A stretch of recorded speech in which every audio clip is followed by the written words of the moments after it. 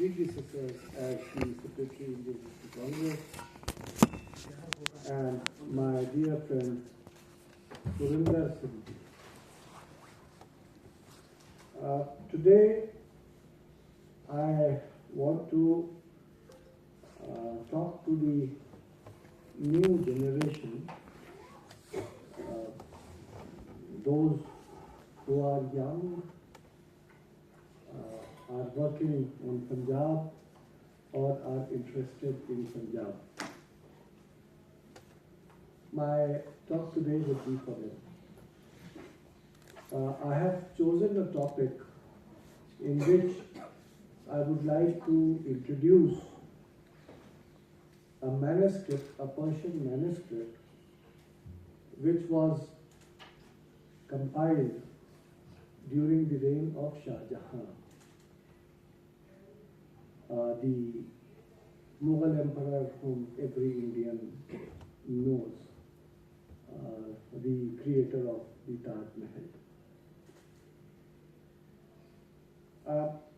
During his period, the political historians of the country, for example, people like Ahmad Ali, people like Ikhtar Alam Khan, Satish Chandra,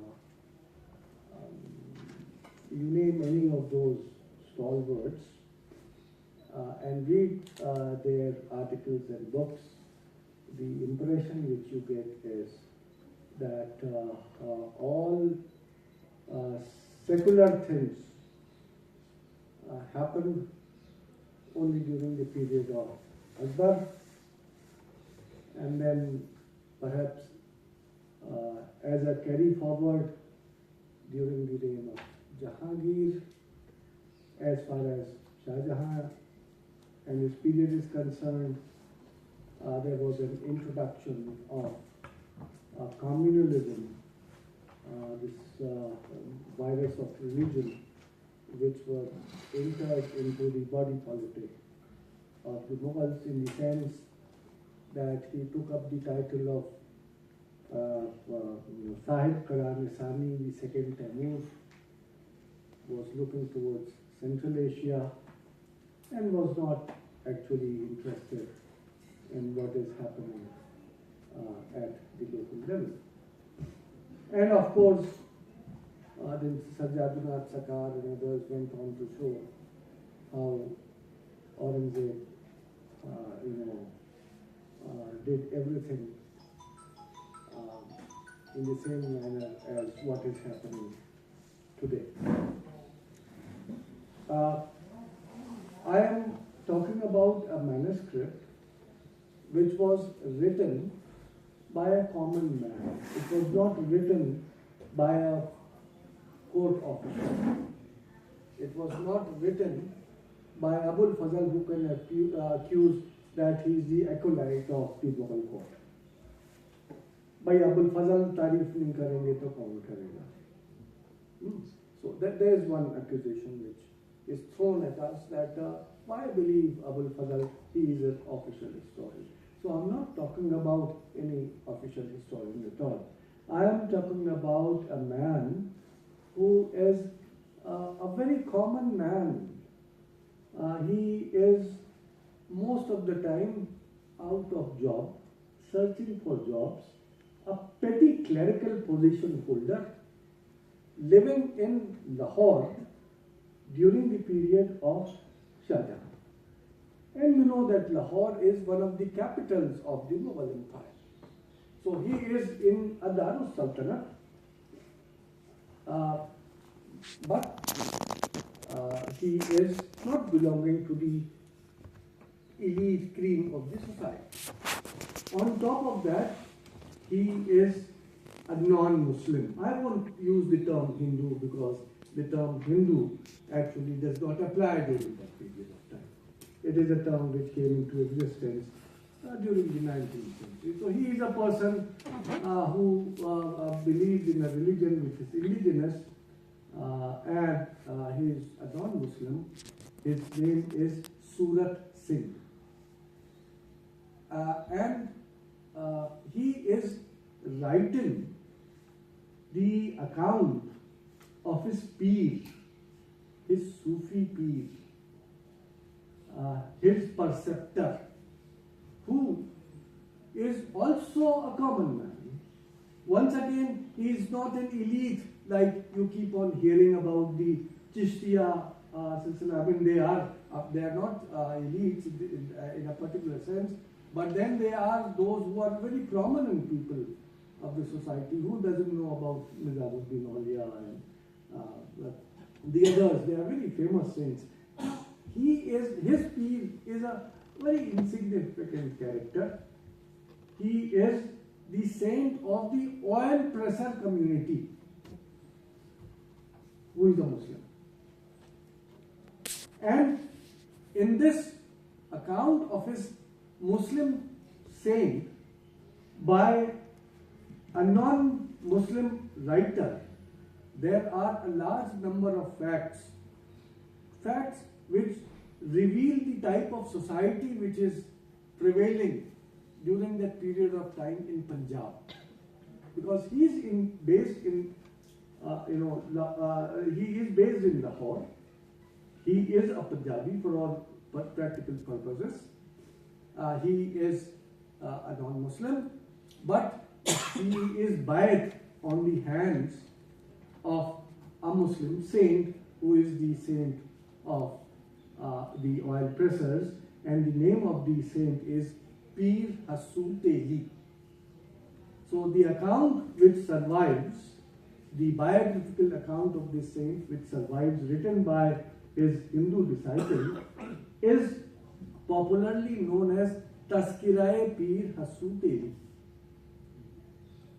And in this, one more thing before I go further, that Surat Singh, the author, belongs to the caste of Kambo. He is a Kambo, not a high caste as far as, Muslims keep on denying that they don't have a caste. They do have a caste system. I am a Syed, the Brahmin of the Muslims. I would never want my daughter to marry an Ansari who comes from a lower background. So pretension at one level that caste system is not there among the Muslims is all crap. Now this person is a Kambo, a community which is generally looked down upon. And he is a person penniless person and a non-Muslim, giving an account of a person who is a Muslim Sufi saint. He belongs to Pargana Patti Haibatpur in Nateshar. His family is a family of traders. They are all a mercantile community, petty merchants. But then, in spite of the fact that most of the members of his family are petty traders, this person himself doesn't enter into that trade, but joins the service as a revenue officer, a tax collector at the local level. And you know the corruptions which takes place.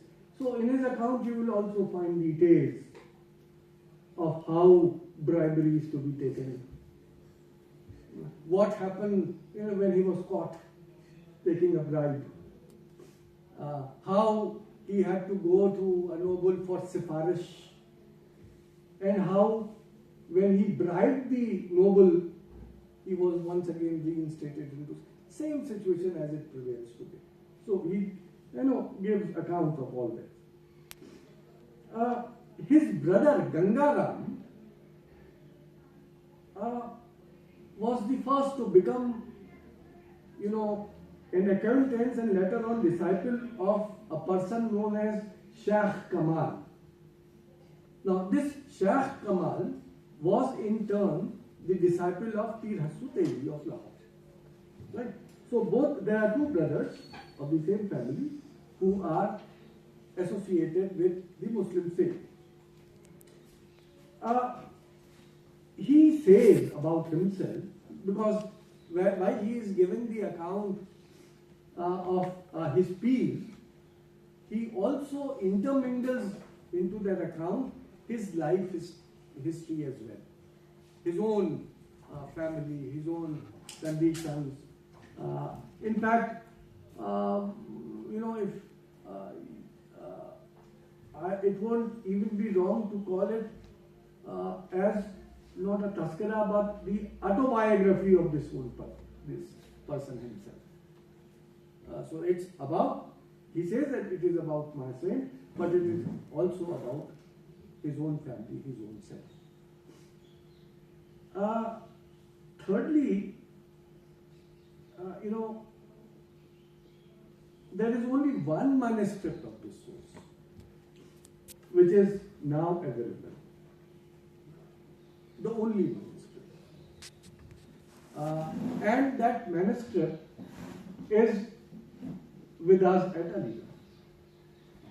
And it was by chance that that manuscript was discovered by Professor Nurul Hasan. At the time when Professor Nurul Hasan was the chairman and professor at Aligarh, some old bookseller came to him with a manuscript, a dusty manuscript, and he said that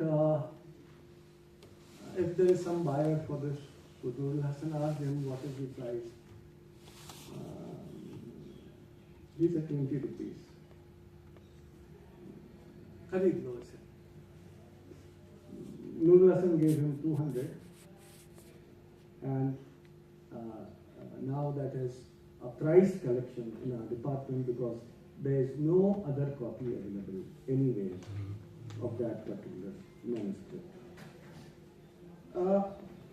Now, if you look at the life sketch of Surat Singh, not only his dealings as a clerk are mentioned there, how a common man in the Mughal, Darus Sultanate Lahore would be passing his life, what would be happening to the bureaucrats during that period. Not only that is discussed, but he also discusses his own culture. He is a bard as well, a poet. This taskara which he has written is also metrical. It is versified. The verses are not up to the mark. They are not, great poetry at all, but versified at all. And he tells us how he got educated. He mentions the madrasas where his parents sent him for education and who are his teachers. So in a way, his self-account also tells us something about the education system in the region of Panjab during the period of Shah Jahan. One thing very interesting about this is that our man, Surat Singh, keep on writing qasidas. Qasida is versified praise in favor of someone. And he also attended a number of these poetical sessions which took place in Lahore, as well as he says that he traveled to Agra for those sessions. And he tells us the names of the other poets who were part of these sessions, versified sessions which were taking place in Agra as well as in Lahore. And from this account it comes to be known that when such functions were held, poetic sessions were held, people of both faiths, non-Muslims and Muslim poets, both of them took part in an equal manner.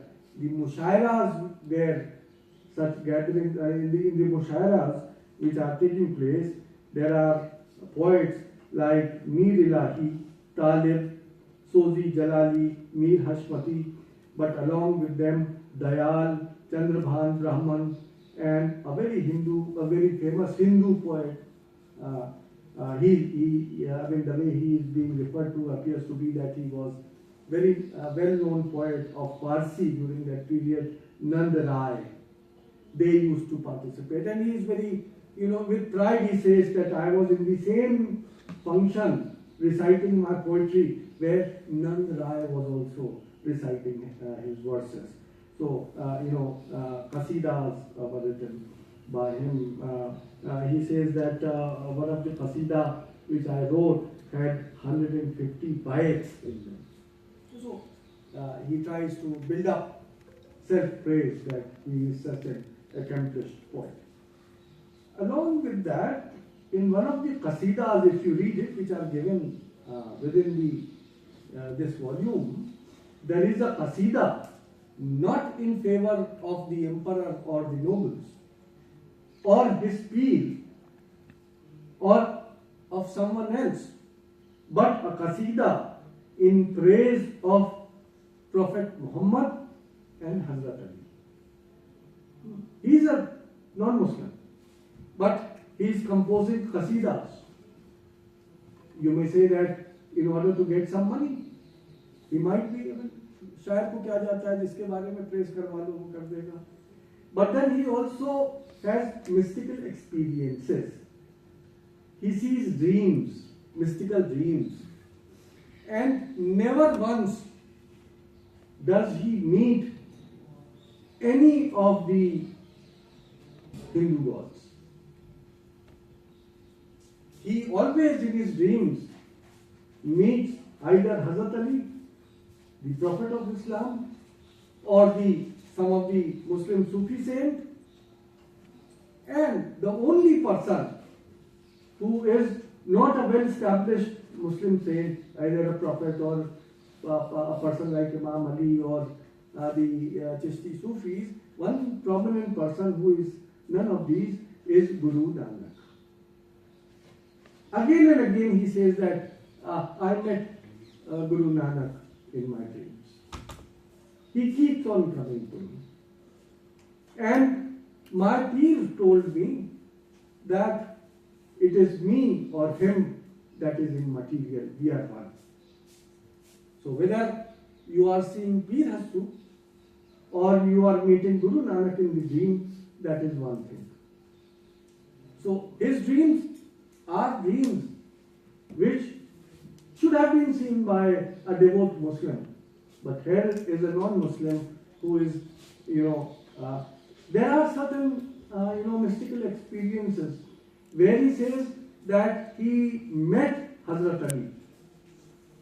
And there are dialogues given how he, had a discussion on certain things with Hazrat Ali on such and such theme and what Hazrat Ali told him.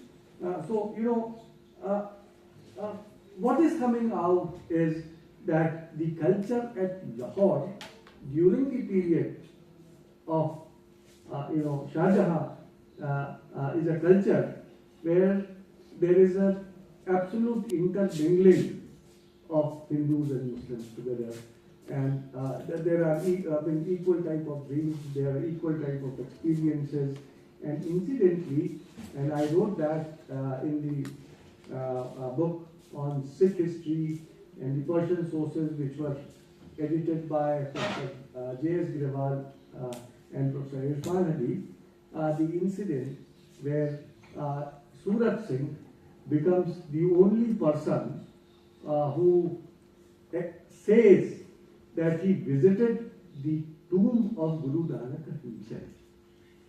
He also gives the incident what happened at the death of Guru Nanak.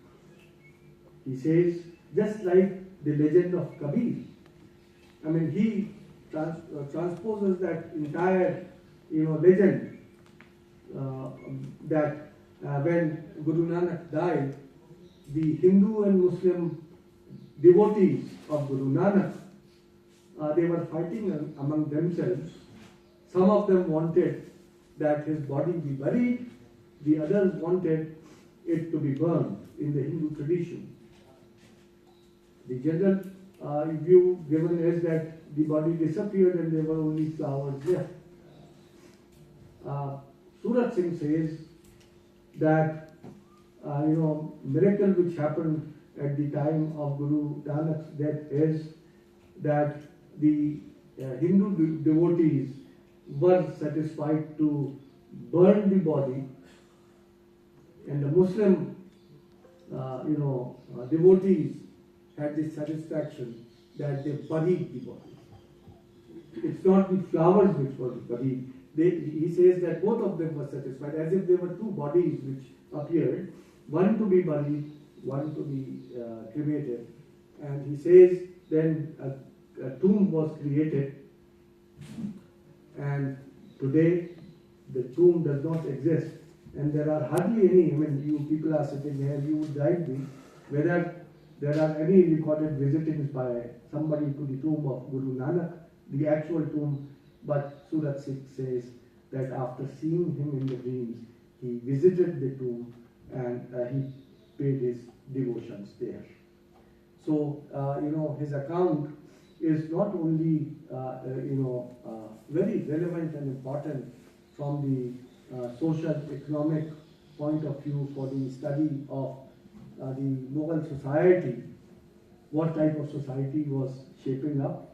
Also remember, along with this information which now I am going to give does not come from this source. It is from a document which is issued by Shah Jahan, and that document is a grant to a temple in which Shah Jahan says that this grant is being given to lighten the diya of the temple, and according to Shah Jahan, the lightning of the diya in a temple is parastishe ilahi, ibadate ilahi. There is no difference between whether you light in a lamp or you go and pray in a temple, and that is why I am giving this grant.